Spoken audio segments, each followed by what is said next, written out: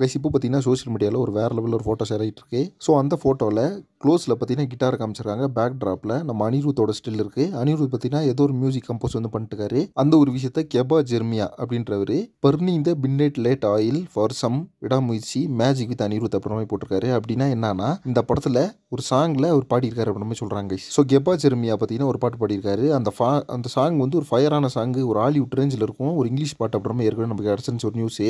இப்போ அதை கன்ஃபார்ம் பண்ணுற வகையில் நம்ம கெபா ஜெர்மியா பார்த்தீங்கன்னா அதை வந்து போஸ்ட் போட்டிருக்காரு. அதை பார்த்தீங்கன்னா லைக்கை ரீட்வீட் பண்ணியிருக்காங்க. இதிலே கன்ஃபார்ம் ஆயிடுச்சு. செகண்ட் சிங்கில் வந்து ஒரு இங்கிலீஷ் பாட்டு மாதிரி இருக்கும், ஒரு சரியான ஒரு தீம் அப்படின்னு சொல்லிட்டு அந்த சாங்கோட ஒர்க் தான் பார்த்தீங்கன்னா இப்போ பயங்கரமாக அனிருத் கம்போஸ் பண்ணிட்டு போல. அப்போ கூடிய சீக்கிரமே பார்த்தீங்கன்னா அந்த சாங்கோட ரிலீஸை வந்து நம்ம எதிர்பார்க்கலாம். ஆனால் அதுக்கு முன்னாடி நம்மளுக்கு ட்ரெய்லர் வந்துடும் 1ஆம் தேதி. அதுக்கப்புறம் பார்த்தீங்கன்னா செகண்ட் சிங்கிள் பிளான் பண்ணியிருக்காங்க அப்புறம் தகவல் போயிட்டு இருந்துச்சு. இப்போ பார்த்தீங்கன்னா கெபா ஜெர்மியாவும் அந்த போஸ்ட்டை ஷேர் பண்ணி விட்டாரு. கண்டிப்பாக ஹாலிவுட் ரேஞ்சில் இன்டர்நேஷனல் லெவலில் ஒரு சாங் எதிர்பார்க்கலாம் அப்படின்னு சொல்லிட்டு. ஸோ யாரெல்லாம் இந்த இங்கிலீஷ் பாட்டுக்கு வெயிட் பண்ணுறீங்கன்னு சொல்லிட்டு கம்பஸ்ல மறக்காம மென்ஷன் பண்ணுங்க. அது கண்டிப்பாக பார்த்தீங்கன்னா ஒரு பயங்கரமான ஒரு ரேப் சாங்கு, பயங்கரமான ஒரு அடியாக இருக்கும். அதில் பார்த்தீங்கன்னா ஒரு ஃபயராக இருக்கும் அப்புறமா சொல்கிறாங்க.